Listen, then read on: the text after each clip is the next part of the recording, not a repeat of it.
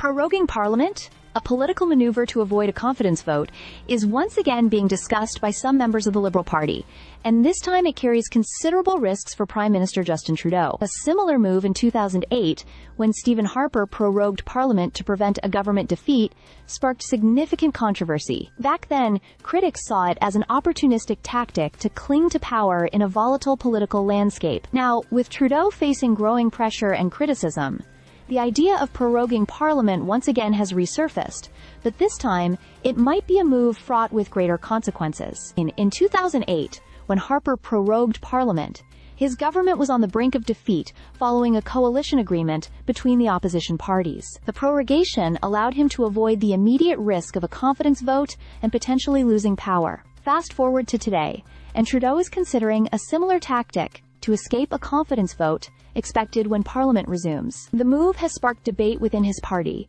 with some arguing that prorogation could give the government time to regroup, hold a leadership race, or delay an inevitable defeat. However, unlike in 2008, where the opposition party's coalition was seen as unstable, the situation now seems more straightforward.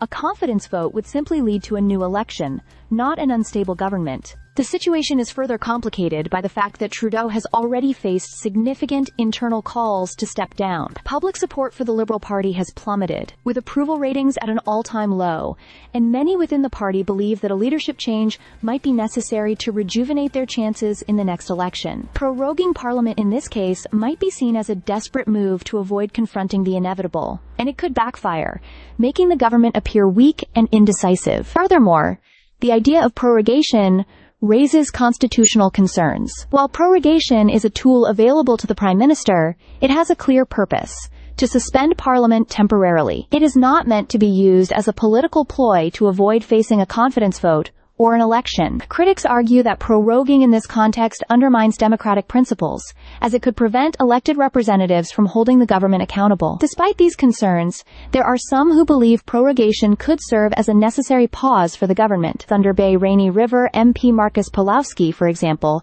has expressed his support for the move if it allows the party to reset and potentially select a new leader. He suggests that, in essence, prorogation would merely formalize what is already happening in Parliament: a suspension of progress due to the confidence dispute with opposition parties. However, this argument ignores the bigger picture.